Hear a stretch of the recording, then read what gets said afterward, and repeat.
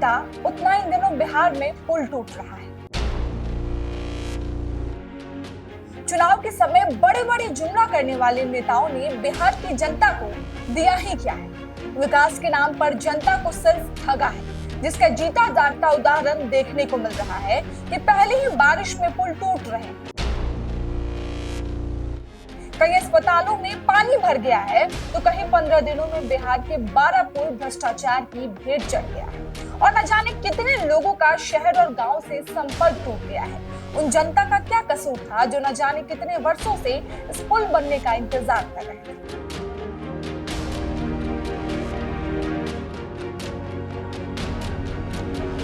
आप देख रहे हैं जीबी 24 डिजिटल और आपके साथ मैं तनु।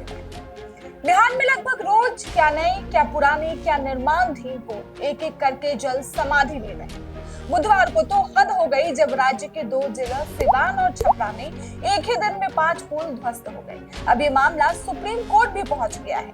सुप्रीम कोर्ट में याचिका दायर कर बिहार में जितने भी पुल और पुलिया है उनका स्ट्रक्चरल ऑडिट कराने की मांग की गई है। बिहार के सारण जिले के बनियापुर प्रखंड में गंडक नदी पर बना छोटा पुल सिवान जिले के कई गांवों को जोड़ता था। इससे पहले सारण में बुधवार को 2 पुल ध्वस्त हो गए। लहलादपुर प्रखंड के बाबा ढोढनाथ मंदिर के ठीक समीप स्थित गंडक नदी पर बना पुल बुधवार की दोपहर ध्वस्त हो गई। गनीमत रही कि जिस समय यह घटना घटी उस समय स्थानीय लोगों ने पुल पर आवागमन बंद कर दिया था, जिससे कोई जान माल का नुकसान नहीं हुआ। बता दें कि बिहार में 15 दिनों में 6 जिलों सिवान, सारण, मधुबनी, अररिया, पूर्वी चंपारण और किशनगंज जिले में छोटी मोटी नदियों पर बने 12 अलग अलग पुल ढह गए। बिहार में रहने वाले वकील विजय सिंह ने कोर्ट में याचिका दायर कर सभी कमजोर पुलों को गिराने का निर्देश देने की मांग की।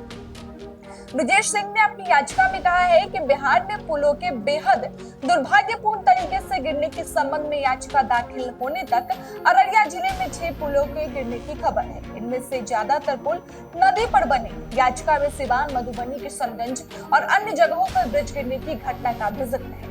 याचिका में सुप्रीम कोर्ट से मामले में समुचित आदेश या निर्देश जारी करने की अपील की गई है, जिसमें बिहार राज्य को राज्य में सभी कमजोर मौजूदा पुलों और निर्माणाधीन पुलों का ऑडिट करने और ध्वस्त करने का निर्देश देने की मांग की गई है।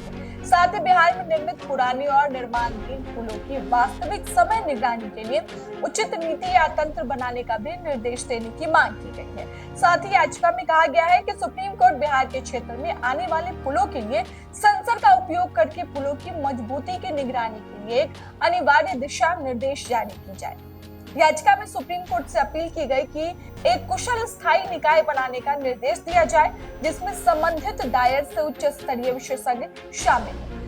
यह बिहार में सभी मौजूदा और निर्माणाधीन पुलों की निरंतर निगरानी और राज्य में सभी मौजूदा पुलों के स्वास्थ्य पर व्यापक डेटाबेस बनाया जाए। याचिका में मुख्य सचिव के माध्यम से बिहार राज्य को पक्षकार बनाया गया है। इसके अलावा पथ निर्माण विभाग के अपर मुख्य सचिव, बिहार राज्य पुल निर्माण निगम लिमिटेड, सड़क परिवहन एवं राजमार्ग मंत्रालय सचिव और भारतीय राष्ट्रीय राजमार्ग प्राधिकरण को पक्षकार बनाया गया है।